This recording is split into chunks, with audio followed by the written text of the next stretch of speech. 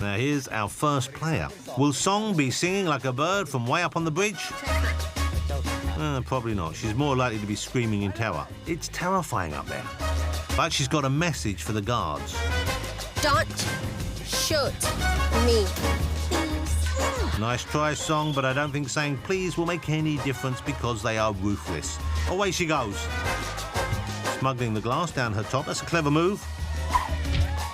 Got the ball. You know, there must be easier ways of getting a drink than this. It's like she's on the run from the military arm of Alcoholics Anonymous. Yep, and she's fallen off the bridge instead of falling off the wagon. Here's Duang. And Duang is doing the bridge ball bossa nova.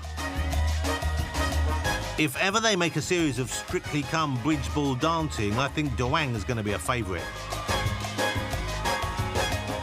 Now, we have to speed up this next bit here because it took Duang 2 hours to get that far. I'm told that this guy is called Pode. He's got the look of someone whose cat has just been run over. Come on, Pode, cheer up.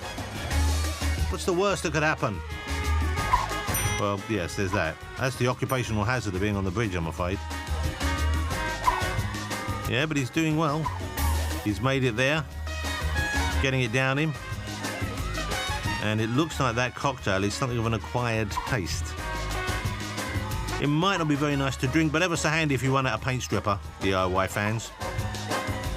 I suspect he can't feel anything now. Yeah, look, the balls are just bouncing off him. He is a bit the worse for wear. Oh, but he triumphs. And it's just time to tell the General's assistant she's his best mate before going out for a kebab. He's never felt so alive.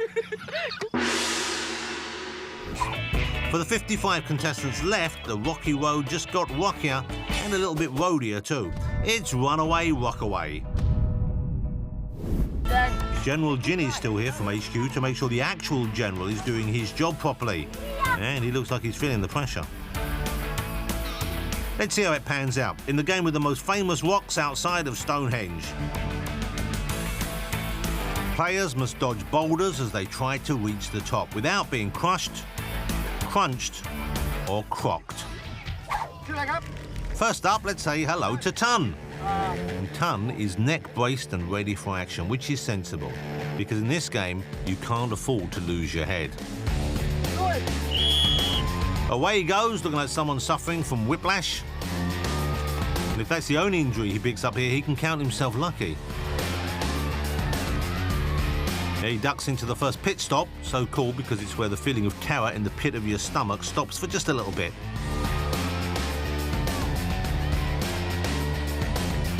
See, this is what makes this game tricky, because he ducked under the big one, but whack, gets caught by the little one.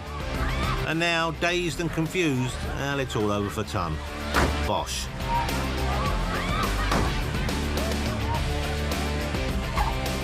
Noom is next, and he looks like a dude with plenty of tood. The trouble is, he's not the only one with tood here, because these rocks are really in your face, and in his case, that will turn out to be literally true.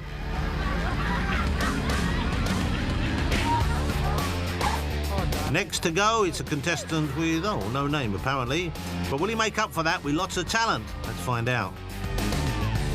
Yeah, I have to say so far, the answer is a resounding yes. He's avoided 2 of the biggest boulders in this game. This is a textbook performance. It's like he's got a sixth sense, although I don't mean he sees dead people. What I do mean is he's more of an action man than Bruce Willis will ever be. He's done it. Well done, man with no name. Now they're bringing out the big guns. Well, one of them anyway. It's Gun. I'm not going to say too much about him because we shouldn't glamorise guns on television. Oh, I apologise, just been told his name is pronounced Gan.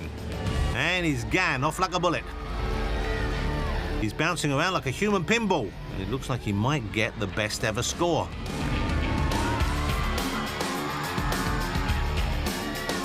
Well, that's a close shave. In fact, it was too close. He's out. Well, that's going to leave a bruise. No probs, though. He's getting it looked at. And it's another victory for Heavy Rock. He looks like he's more at a disco anyway.